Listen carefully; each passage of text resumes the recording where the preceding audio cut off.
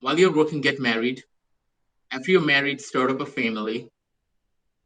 Get up at 8 a.m. in the morning, go to office, do this every day, come back, earn money for your family. Basically, you were asked to follow a certain pattern in life. I'll graduate out of Harvard at 22. I'll get a job at Goldman Sachs or at JP Morgan, then go back to business school, get an MBA, maybe again Stanford, Harvard, or MIT, and so on, follow that course. But now what happened, I'll tell you. There's world beyond a certain brand. There's world beyond Harvard. There's world beyond Goldman. I was a teenager when I was growing up here in high school. I said coming out into an international meeting with a tilak. That was a huge taboo. Normally take 4 years to graduate. I took 7.5 years to graduate. In my tenure, I have come across so many students who have absolutely innovative and striking ideas that will blow your mind. Soft skill means elimination of ego, being cordial to everybody. So be nice to everybody. That is soft skill. That's not very hard to do. Stay committed, follow your dreams. Don't think what others are thinking about you. You think what you're thinking about yourself. The day you feel you're a failure, you're in real trouble. Hello everyone, I'm glad you could make it. I am Mansi Marathe, a management associate at Eden Foundation. I would like to start by introducing our speaker for today, Mr. Soubir Bhatt. Mr. Bhatt is an entrepreneur by passion, holding multiple global positions and pursuing medical education to become a naturopathic doctor by 2025, specializing in the field of homeopathy and biotherapy. He started his career from New York with KeyBank and later moved on with global investment banking giant JP Morgan Chase. He is also a proud founder of companies like Venture and Explore Holdings, Venture Max Partners, S Capital Bank, Win Glory Wealth, the Explorer Magazine, SP Foundation, and Callian Clinic. He currently also serves organizations like the European Commission, United Nations, UNICEF, and many more. Thank you so much for taking out the time from your busy schedule to join us. We are glad to have you on board as our speaker for today. And for our viewers, our session for today is called Role of Entrepreneurship and Vocational Skills in the Development of Youth. Thank you very much, Mansi. I'm really indebted that Eden Foundation found that I can contribute a certain amount of my thinking, thought process to the entire world. That's an honor. Thanks for that invite. Thank you. So, to start off the session, I've observed that from a very young age, there is a sort of plan that has been chalked out for us, right? A path that we're usually advised to follow: study well, get good grades, get a job in a good company, and you'll be set. So, in a society where this is usually the norm, starting your own venture seems very risky, especially for young individuals. It can seem very intimidating, right? So, what changes do you think we can make to deflect this sort of dismissive discourse about entrepreneurship, and why is it important to instill these entrepreneurial skills in students from such a young age? All right, very good question, Mansi. To be very honest, you asked me my favorite question here. All right, where to begin? I have no idea, but here I'm going to say that.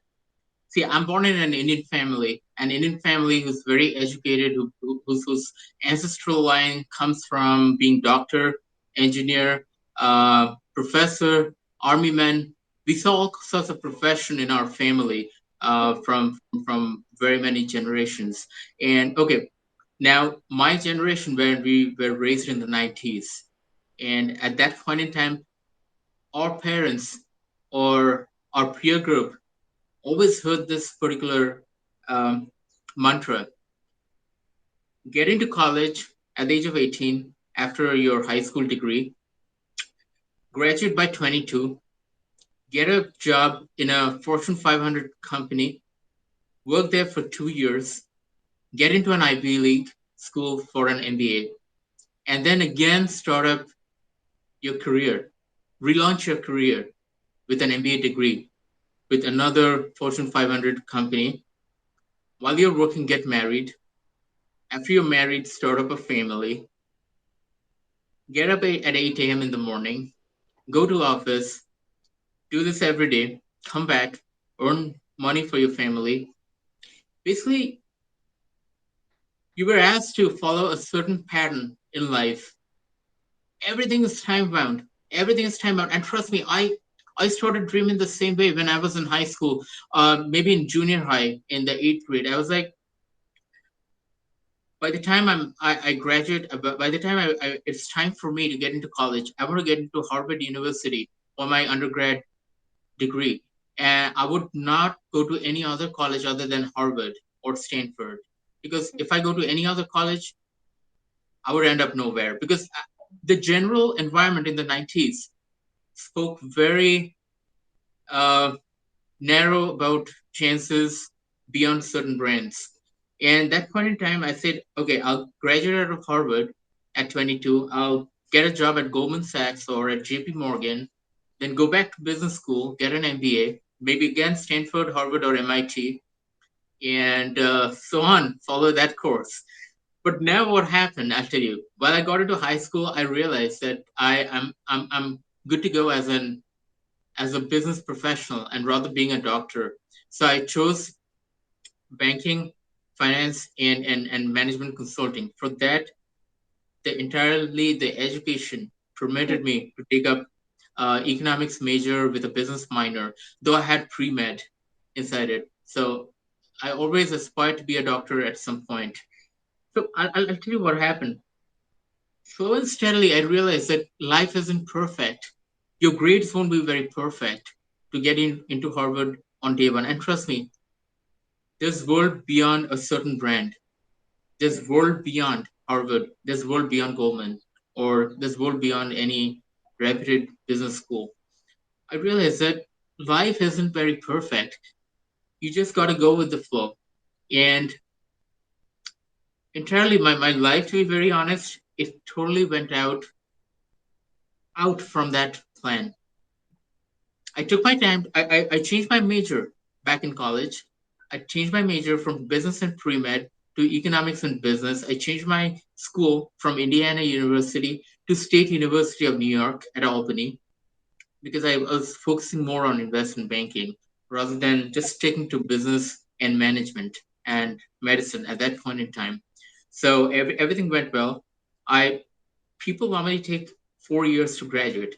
I took 7.5 years to graduate. And that was a big no for the Indian market. Well, for the American market, that was not a problem. Like, if I was very confident in explaining why I took that 7.5 year tenure to graduate, it would be not an issue. Well, now India is more opening up when you talk about certain time bound things. India is opening up way more as of now. And Correct. what happened, I'll tell you. I I got interviewed by Goldman Sachs, my dream company, when it was 9/11/08 on the day of the meltdown. Aced 3 rounds for 7 hour long interview, but we couldn't make it because Goldman said all the Wall Street firms have stopped their hiring. Yeah. We wish you all the very best, and you can, if you want, you can go back to graduate school, get your master's in accounting, and become a certified public accountant. That would guarantee a job in any sector or in any market. That point in time, I wasn't that open minded. I said, hey, I need a steady job to start my career, to look good in front of my family, to look good in front of the world, what others are thinking. See, I thought a lot about what others are thinking. I was scared. I had that fear of rejection that if I don't do it this way, the world might reject me. Correct. Now, after 10, 15 years, I'm like, hey, you know what? Even if the world rejects me as of now, but eventually they'll love me because I'm trying to do something good for them. It's just not Correct. for me, it's for everybody around the world. Yeah. So, this entire long story of my undergrad days got converted into graduate school with same SUNY Albany. I was a master's in accounting. I was Hmm. pursuing my master's in accounting.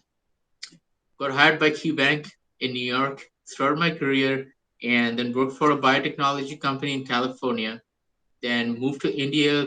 Worked for two strategic IT firms. They're pretty well known.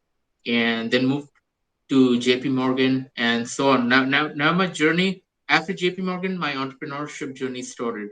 And trust me, there is no plan. When people say you have to graduate by this age, graduate by that age, get married, and whatever. It's all I respect people's wishes, but you know what? Life doesn't come out as an Alice in Wonderland story. True. Yeah. Time differs. So I would say let time take its own course. But everybody should stay positive, should dream, should think what they want to do next.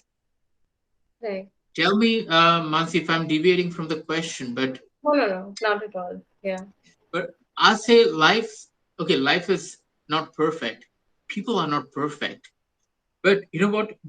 What you can do in this imperfect life with imperfect people, you can combine these two into a beautiful mixture of understanding, eliminating fear of rejection, eliminating that fear inside your heart that I'm going to be doomed.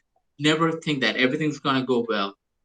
Right. People are very much scared of failure. That's the reason why nobody wants to talk about entrepreneurship. Correct. Failure, fear of rejection.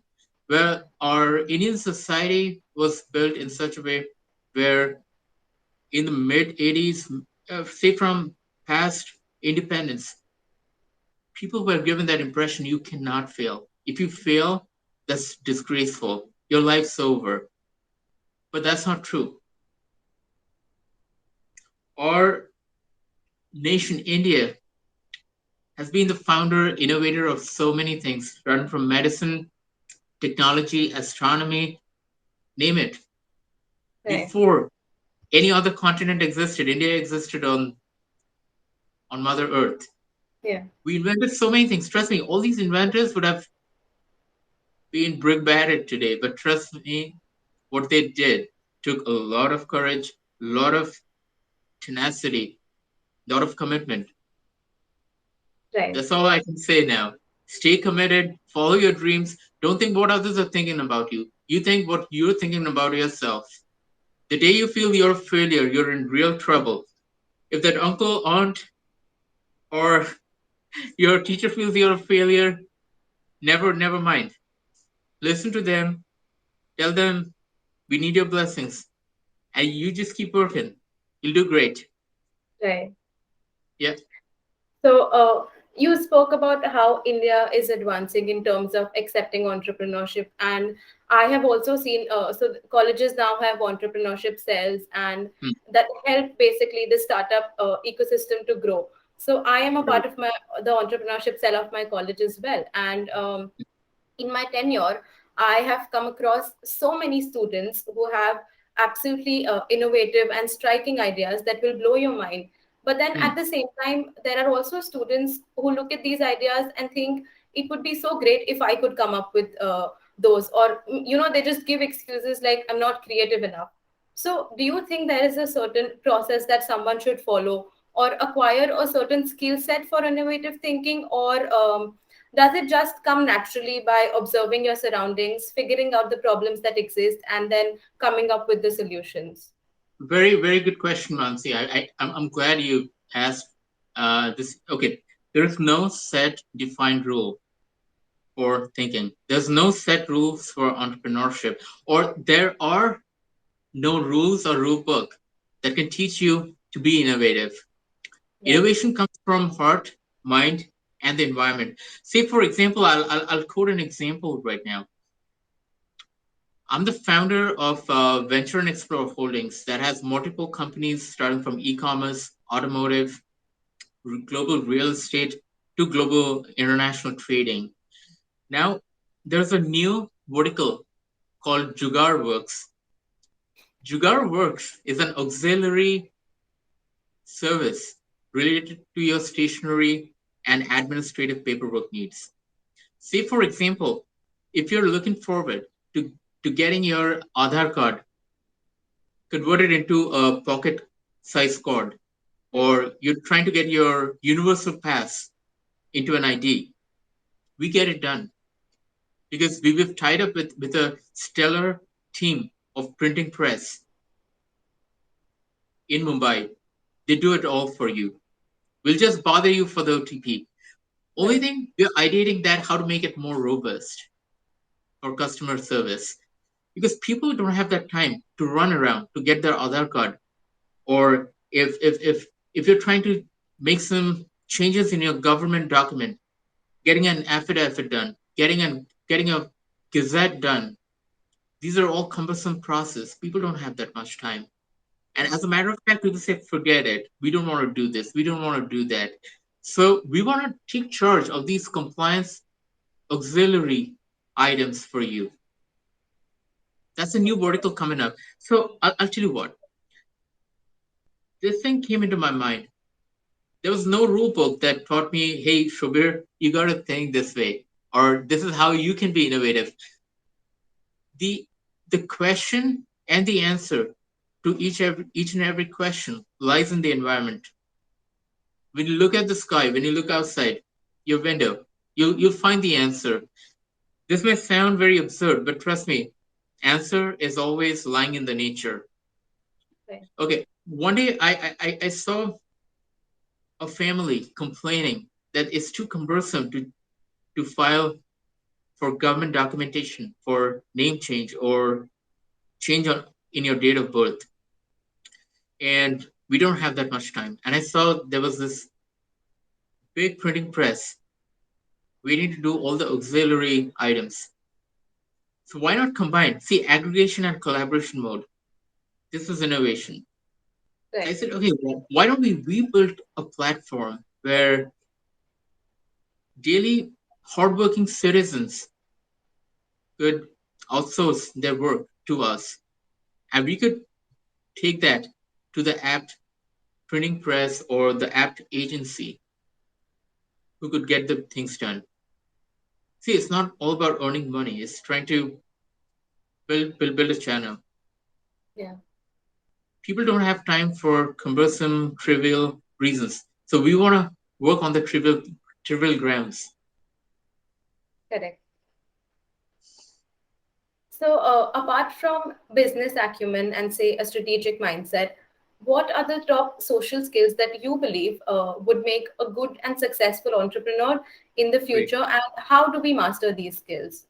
All right. All right. So here's the thing. First, be a good human being. You got to do a lot of spiritual cleansing.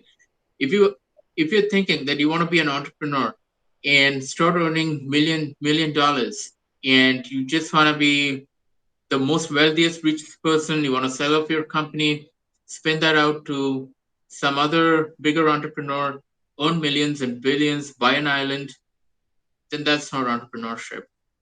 Yeah. Entrepreneurship is trying to build something that is related to legacy, that can capture the client and customer's heart. Right. There are certain brands, when you talk Hamara Bajaj, people love it. See, you're smiling, I'm smiling, because we know Hamara Bajaj, Rahul Bajaj, revolutionized the two wheeler and the scooter industry. Yeah. Before that, India was trying to depend on Italy, on Vespa. But my homage to Rahul ji. He's done great things, and he passed away about a week ago. See, that's being a true Indian. That's being a true entrepreneur. Rahul ji never mentioned that I want to be a billionaire by doing this. He said I want to revolutionize the two-wheeler market, so my fellow Indians don't have to import two-wheelers from other countries. We will produce that for the daily hardworking people. See how an entrepreneur becomes an entrepreneur. When an entrepreneur thinks that he or she wants to create something that would revolutionize, disrupt, add value to the normal citizens of that country first, and Right. then worldwide, basically to the mankind. And while doing so, if that person gets tagged as an entrepreneur, earns $1 million, creates assets, that's great. That outcome is the last outcome. I'm telling you, I being an entrepreneur, I used to put some excuse before when I saw all the venture capital backed firms Hmm. starting with $1 billion. I say, hey, what can I do at VNA, it's going to take a lot of time to come up because I don't have that kind of capital in hand. Yeah. Then, there's no honey, no money. This is a killer mantra. Never say that. Honey, no money. Just keep on saying, honey, there is money. It's with God.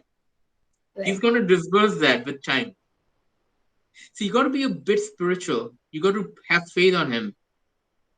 Now it's different if somebody's atheist. I respect that view too.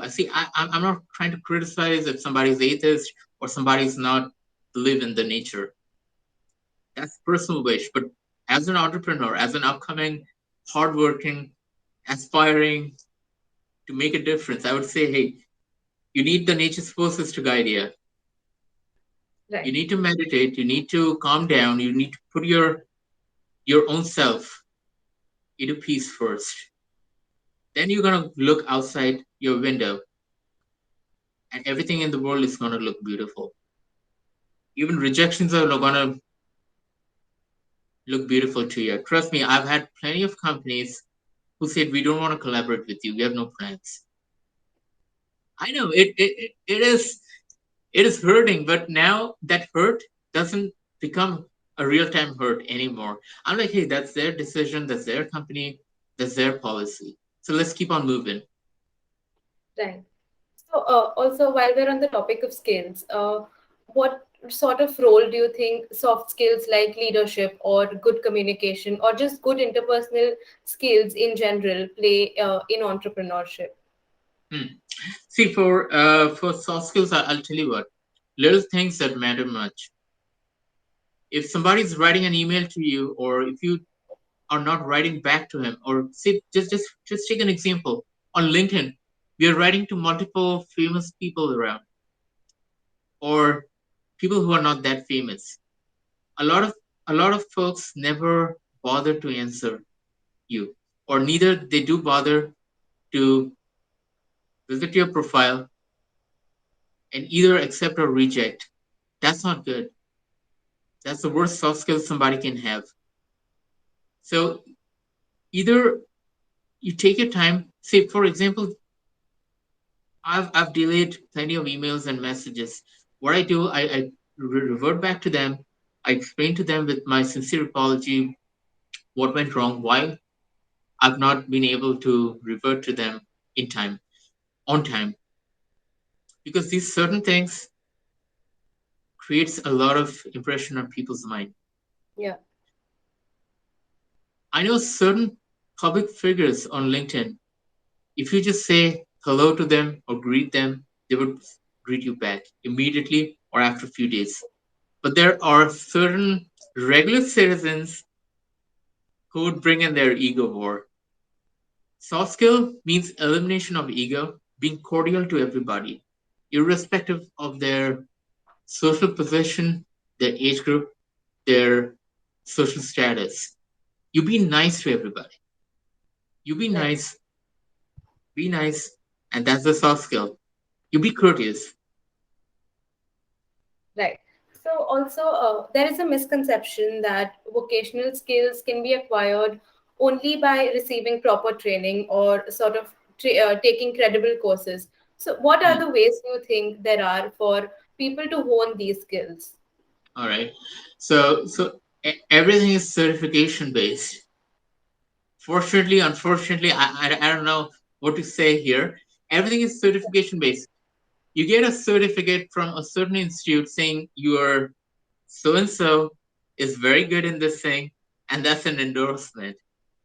Without Right. a certificate, nothing happens. But you know what? You let it leave it on time. I've seen many folks. Say, for example, I've seen an automotive dealer who has no college degree. He worked in an automotive garage since his childhood.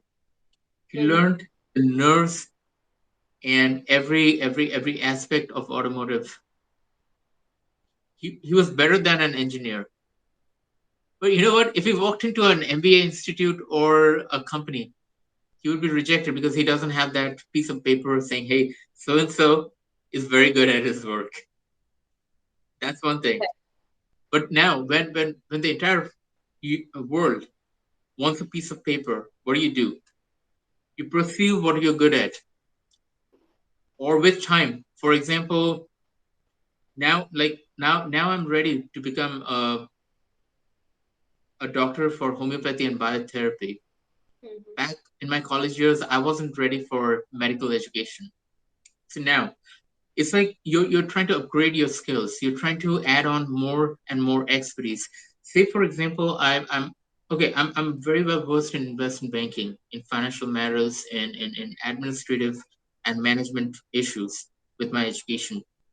But I also want to have another career path towards alternative medicine. That will provide me even more bigger gateway. If a certain part of business doesn't work, I always have another option, which is my passion.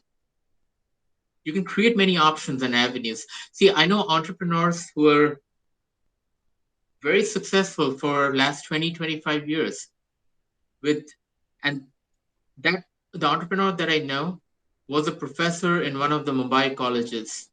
He used to teach accounting and mathematics, but his passion for law and legal studies was always there. So along with running his company, he's studying for his legal degree now. See, he wants to be a lawyer, apart from being a professor in accounting or a managing director of his own mechanical service company. He said, Shobir, I also want to practice law at this age 50. See, that's why I say an entrepreneur has no retirement Yeah, till right. he's till he leaves this world. Correct. There's always something new coming up. So what I do, I believe in keeping myself upgraded, whether it's by the piece of paper, earning the piece of paper, that's very important. So what sort of paper you want to earn? Yeah. Pursue a certain aspect that excites you. The world works with a piece of paper, unfortunately. So let's give it to them with our passion. Right. So, recently, especially during the pandemic, we have observed a huge rise in small businesses on social media, right? On Instagram or on Facebook. We've also seen celebrities encouraging people to support these ventures. So, do you Right. think that these companies have a shot in the real world, or is their success restricted to the platforms that they're currently thriving on? Very good point. I've seen multiple ad agencies, multiple products, multiple e-commerce platforms. Um, what to say? There are okay. First of all, LinkedIn has a bunch of content writers and marketing experts. Mhm. They're all individual freelancers. They've come up after the pandemic, and you know what? A lot of them are continuing to the freelancing mode over the social media. Some are corporatizing it. They're waiting for 2 years to see how well they're getting a response from the client base, and as and when it goes well, like one of the marketers was operating on social media, and he asked me, Shobir, well, how can I grow? I said, like, take your time, build a customer base, and you can corporatize that into a private limited company. Get 2 or 3 more partners to join you. Build a certain build a very nice robust team. Build a tech platform, and then you can take off from there. But make Yeah. sure you have some income from your current customer base. Don't piss them off. Keep your soft skills up. Yeah. Never piss off people, not even the competition. You never know what's going to happen. See, life is very unpredictable. As I say, life isn't perfect. You may piss off somebody saying, "Hey, you're way below me.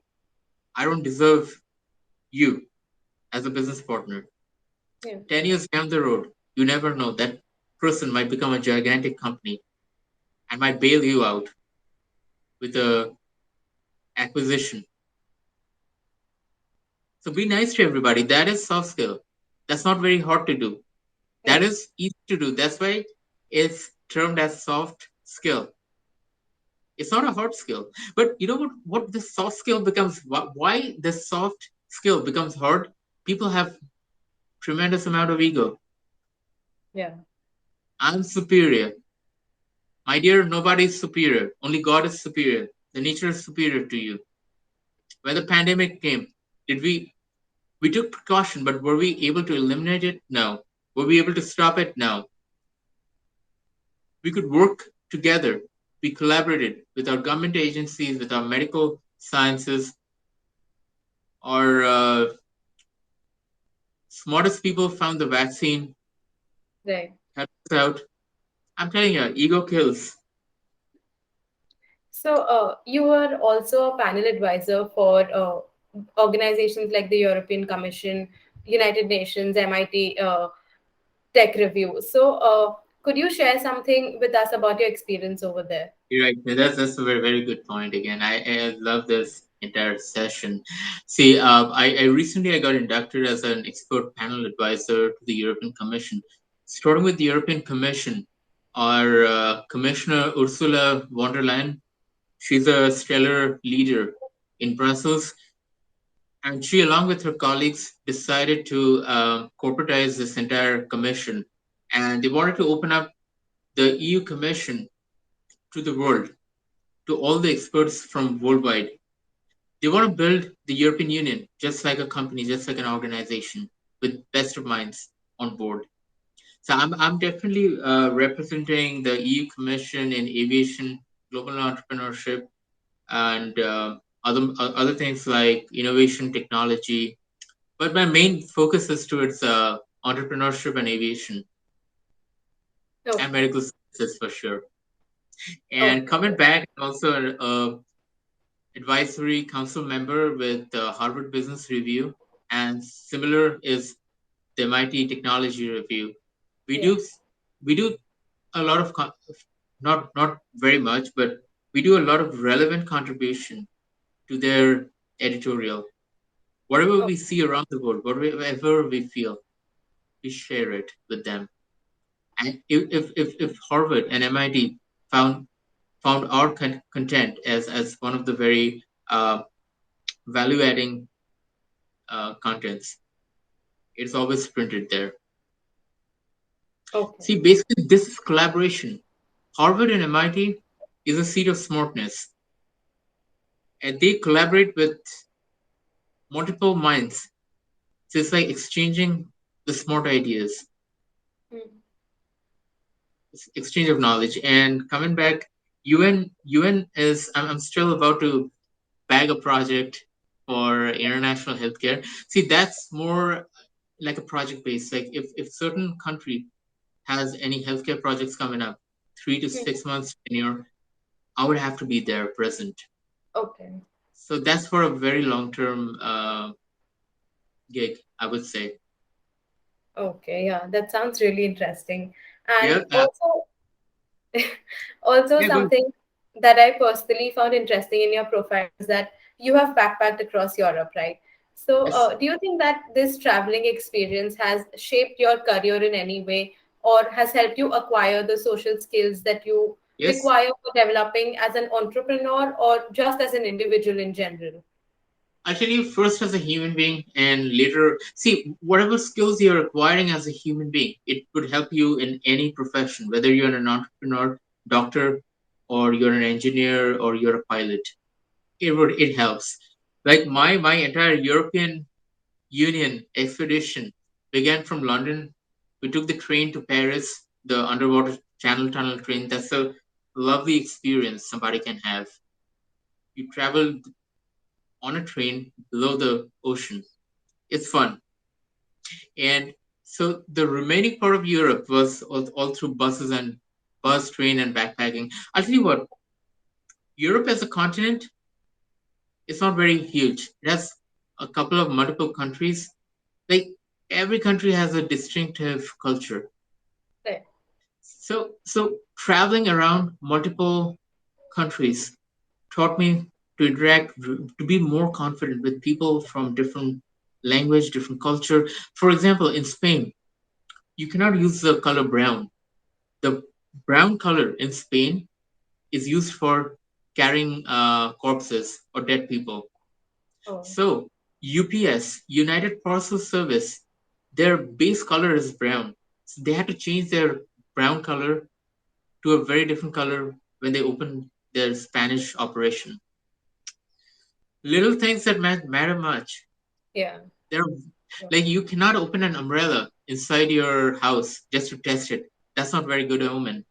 Europeans believe that you never open an umbrella inside your house. That's not a good sign. So there are multiple awesome set of beliefs, different food, different culture, different people, unity and diversity that we sign. See, Europe as a continent will show you different ethnic group. So that was pretty educative for me. But again, may I add this? Just not Europe. In India, why I call my nation Union of India, Union of Mother India.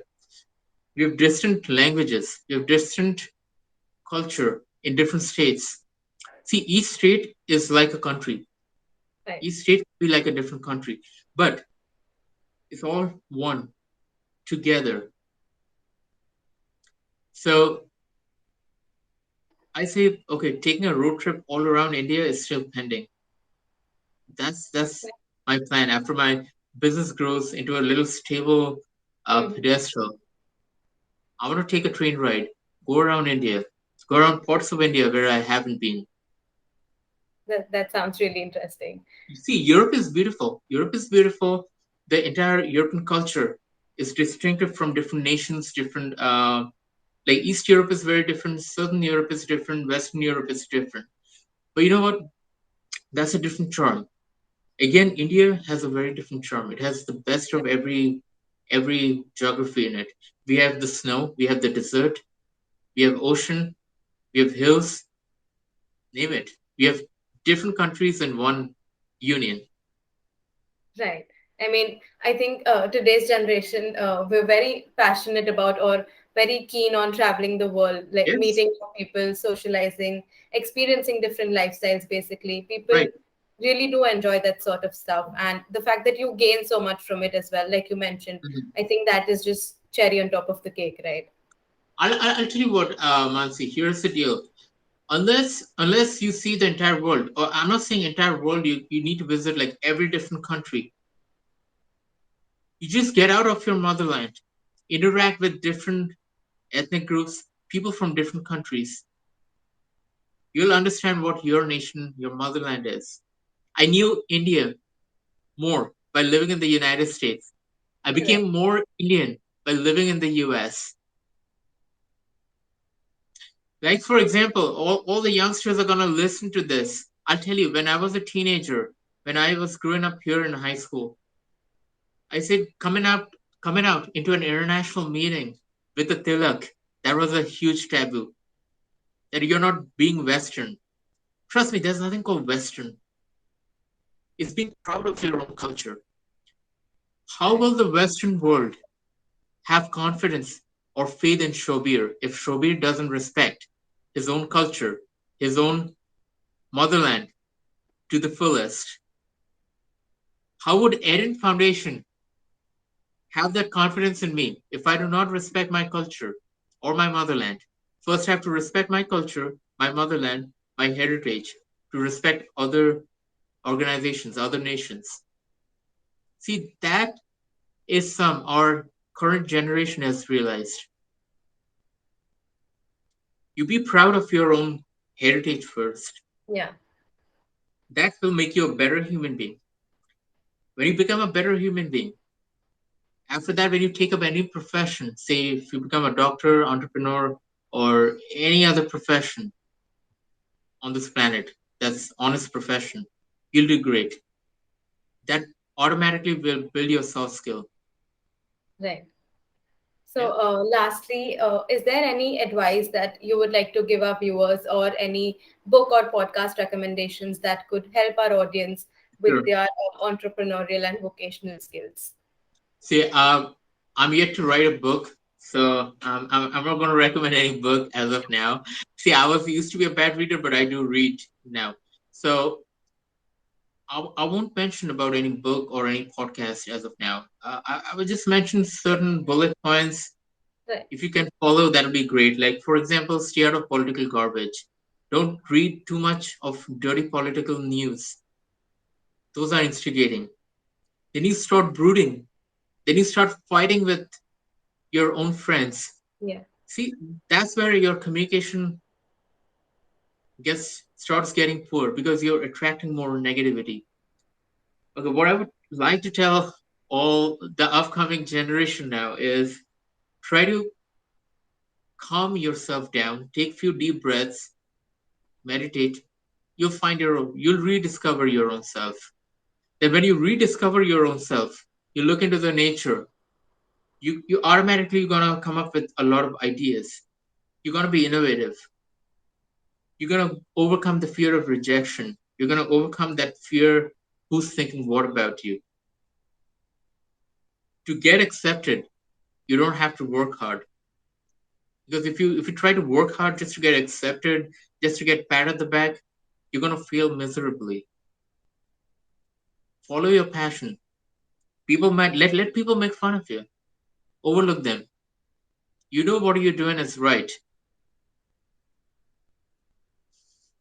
Right. There's no set rule. There's no set guideline book saying this is how you can be innovative. This is how you can be right. That's why management has no right or wrong answer. Right. Just be ethical. That's all. You can Okay. bend the rule legally, ethically. Hmm. Be ethical because you have to bend the rule legally and ethically at some places to pin down the bad guys. Yeah. Okay, so that brings us to the end of our session. Thank you so much, Mr. Bhatt. The session was very insightful, and I hope that it has given our viewers as well some sort of clarity in terms of the path they want to choose in the future and a guide to entrepreneurship, basically. So thank you Right. so much. You're welcome. And it was a pleasure. Thank Right. you. Jai Shri Krishna. All I can say.